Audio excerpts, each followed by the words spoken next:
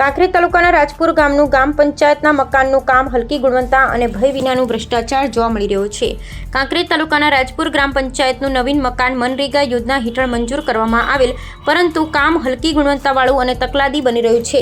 જેનું કામ પાયામાંથી જ હલકી ગુણવત્તાવાળું અને તકલાદી બની રહ્યું છે. આ કામ હજુ ધાબા લેવલ સુધી પહોંચી ગયું છે. અત્યારે જેની દિવાલોનું પણ લેવલ નથી અને જ્યારે કામ શરૂ કરવામાં આવ્યું ત્યારથી જ કામ હલકી ગુણવત્તાવાળું બની રહ્યું છે. તો આ કામનું સુપરવિઝન કરનારા અધિકારીને આ કામનો ભ્રષ્ટાચાર નહીં દેખાયો હોય કે અધિકારીઓમાં સામેલ છે કે શું? આ પંચાયતનું કામ અંદાજે 2 વર્ષથી કામ શરૂ કરવામાં આવે છે, પરંતુ આ કામ હલકી ગુણવત્તા ને બોગસ થતું હોવાથી ગ્રામજનો દ્વારા છેક જિલ્લા વિકાસ અધિકારીને પણ લેખિતમાં રજૂઆત કરવામાં આવેલ છે, પરંતુ પરિણામ કોઈ જ આવ્યું નથી.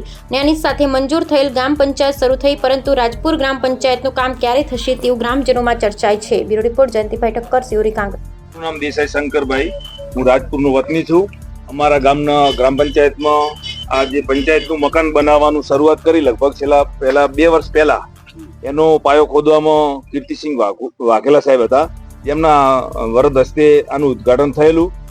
કામ સોંપાઈ ગયું કોન્ટ્રાક્ટરને. કોન્ટ્રાક્ટરે બોગસ કામ કરેલું છે. એના પછી ગામ થકી અરજી પણ કરી અને તપાસ આવી અને નપાસ પણ થયું, પણ ફરીથી ચાલુ થયું, પણ એનું એ જ બોગસ કામ.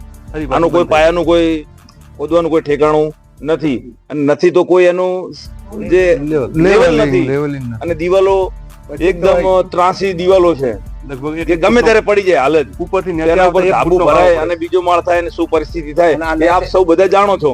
એટલે ક્યાં તકલીફ છે અમને ખબર નથી, પણ આમાં કઈક મિસ્ટેક છે.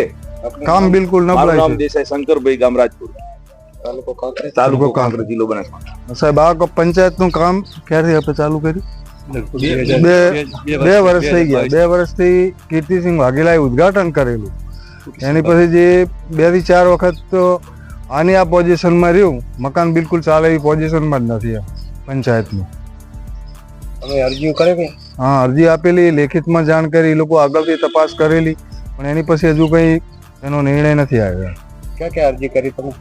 અરજી કરી હતી પાલનપુર, સિહોરી તાલુકા પંચાયત, ડીડીઓ સાહેબની.